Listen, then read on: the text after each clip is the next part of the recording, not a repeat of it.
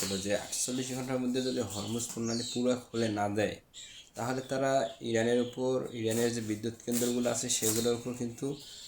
হামলা চালাবে এবং সেগুলো ধ্বংস করে দেওয়া হবে, পুরা ইরানকে অন্ধকার করে দিবে। কিন্তু এদিক দিয়ে ইরান বলেছে যদি তাদের এই অবকাঠামোগুলো ধ্বংস করানো হয় তাহলে পুরা মধ্যপ্রাচ্য, আরব দেশগুলো সহ ইউরোপ দেশগুলো সহ সবগুলোই কিন্তু অন্ধকারচ্ছন্ন হয়ে যাবে এবং তাদের যে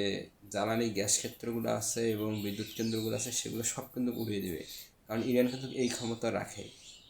এবং ডোনাল্ড ট্রাম্প যে 48 ঘন্টা সময় বেঁধে দিয়েছিল সে সময়ে কিন্তু একটু পরে শেষ হবে না, আজকে রাত থেকেই কিন্তু সে সময় শেষ, মানে সোমবার রাত থেকেই সেই সময়গুলো শেষ হয়ে যাবে। এরপর যে কী হবে তা বলা মুশকিল, কিন্তু ডোনাল্ড ট্রাম্প এই হুঁশিয়ারিটা আগেই দিয়েছে যে যদি 48 ঘন্টার মধ্যে হরমুজ প্রণালী খুলে না দেয় তাহলে তারা ইরানের সব বিদ্যুৎ কেন্দ্র উড়িয়ে দেবে, এমনটাই কিন্তু তারা ডোনাল্ড ট্রাম্প বলেছে। এদিক দিয়ে আবার নেতানিয়াহু উনি বলেছে যে সব উনি আর যুদ্ধ করতে পারছে না, মানে তার কথাবার্তায় বোঝা যাচ্ছে যে তিনি আর যুদ্ধ করতে পারতেছে না এবং তারা স্যালেন্ডারের মতো, কারণ তারা সব দেশগুলোকে ঐক্য হওয়ার আহ্বান জানাচ্ছে। কিন্তু এদিক দিয়ে ইরান কিন্তু এরকম কিছু বলতেছে না, ইরান কিন্তু একাই লড়াই করে যাচ্ছে, যে তাদের যেটুকু ক্ষমতা আছে, যে শক্তি আছে সেটুকু লড়াই করে যাচ্ছে, তারা কিন্তু থেমে থাকে নাই। কিন্তু এদিক দিয়ে ইসরায়েল যে আছে তাদের কিন্তু আকাশ প্রতিরক্ষা ব্যবস্থা প্রায় ধ্বংস হয়ে গেছে এবং তারা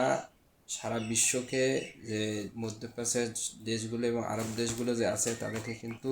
তাদের কাছ থেকে কিন্তু সহযোগিতা চেয়েছে যে তারা যেন তাদের ওই ডাকে সাড়া দেয় এবং হরমুজ প্রণালী যেন খুলে দেয়, তা না হলে তেলের যে একটা সংকট সেটা কিন্তু তারা ভালোভাবেই টের পাচ্ছে এবং জ্বালানি যে সংকট সেটা কিন্তু তারা ভালোভাবেই টের পাচ্ছে বা বুঝতেছে। এবং এই হরমুজ প্রণালী বন্ধ থাকার কারণে আমেরিকা ব্যারেল প্রতি $100 বেশি কিন্তু দাম উঠে গেছে তেলের, এই হরমুজ প্রণালী বন্ধ থাকার কারণে। এদিক দিয়ে কড়া নিরাপত্তা দিয়ে কিন্তু তারা তেল নিতে চাইতেছে, কিন্তু ইরান কখনো এটা দিবে না, কারণ হরমুজ প্রণালী হচ্ছে পৃথিবীর প্রায় 50% এই হরমুজ প্রণালী দিয়েই তেল আসে এবং এই জ্বালানি তেলগুলো এখন শুধু অপেক্ষার পালা যে এই 48 ঘন্টা পার হলেই যে কি ঘটতে যাচ্ছে ইরানে তা বলা মুশকিল। এখন দেখি শেষ পর্যন্ত কি হতে পারে এবং যদি ডোনাল্ড ট্রাম্প হামলা চালায় তাহলে ইরান কিন্তু বসে থাকবে না। ইরান কিন্তু বসে থাকার মতো দেশ না যে তারা আমেরিকা হামলা করে যাবে ইরান বসে থাকবে। কিন্তু ইরান যে হুঁশিয়ারিটা দিয়েছে তা কিন্তু খুবই মারাত্মক, যে যদি তাদের বিদ্যুৎ কেন্দ্রগুলো ধ্বংস করা হয় তাহলে কিন্তু তারা